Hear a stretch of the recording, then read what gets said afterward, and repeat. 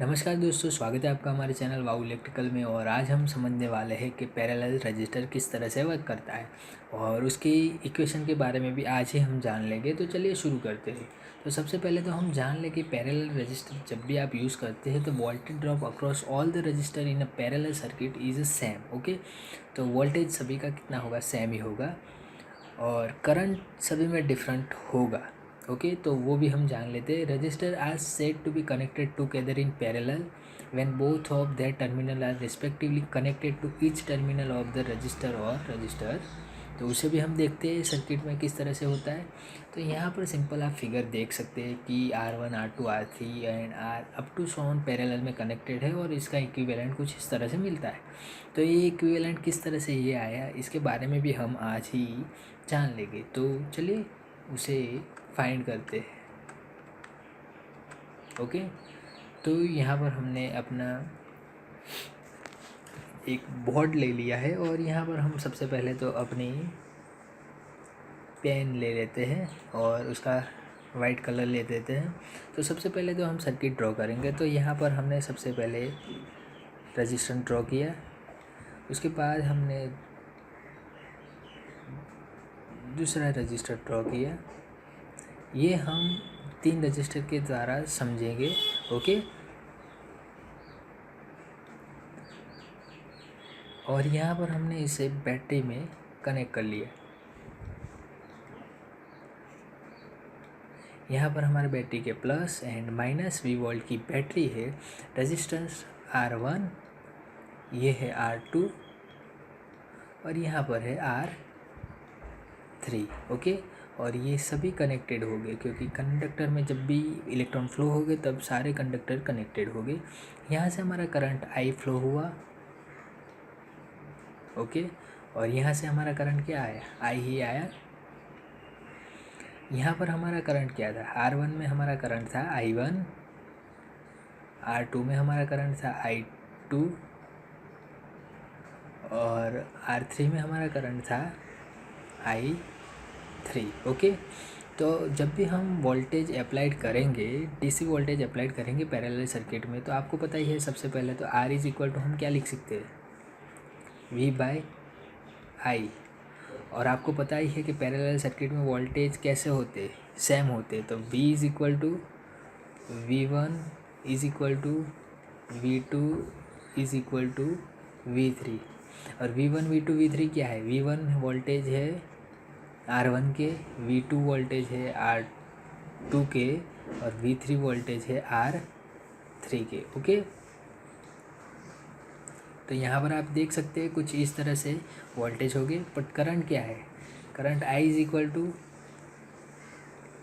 हम क्या लिख सकते हैं, करंट I का I1 I2 and I3 3 direction में हुए, तो हम इसके बदले I1 plus I2 plus I3 लिख सकते हैं।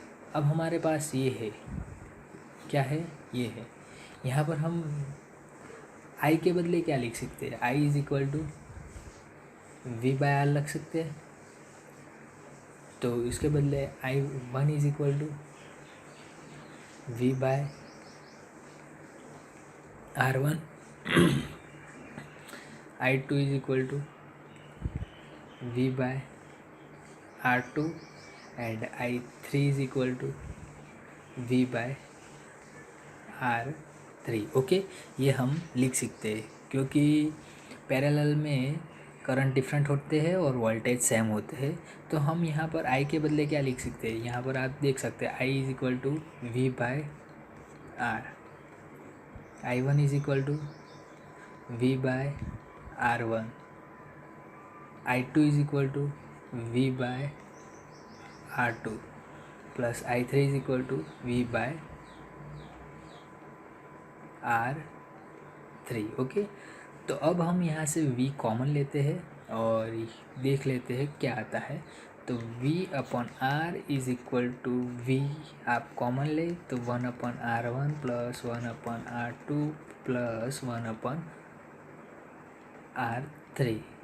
ओके, तो यहाँ पर से वी हम कैंसिल कर सकते हैं, क्योंकि वो सामने सामने से एक ही क्वांटिटी हो तो हम उसे कैंसिल कर सकते हैं। क्योंकि अगर ये वी इक्वल टू के इस साइड में आएंगे तो मल्टीप्लाई के वी डिवाइडेड में जाएंगे, इसलिए हम इसे कैंसिल कर सकते हैं।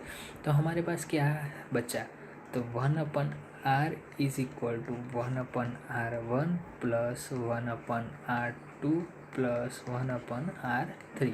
ओके, तो ये हमारा क्या हुआ, ये हमारा इक्वेशन हुआ पैरेलल के लिए।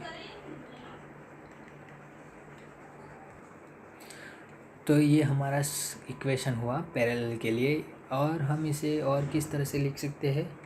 ओके, हमारा इक्वेशन क्या हुआ, 1/r is equal to 1/r1 plus 1/r2 plus 1/r3। Okay, और इसे हमें लिखना हो तो ये सब हम इक्वल टू के इस साइड में लाएंगे और इसे इस साइड में ले जाएंगे। तो r is equal to 1/1/r1 plus 1/r2 plus 1/r3। तो ये जो इक्वेशन हुआ ना, इसे हम क्या कहेंगे, पैरेलल रजिस्टर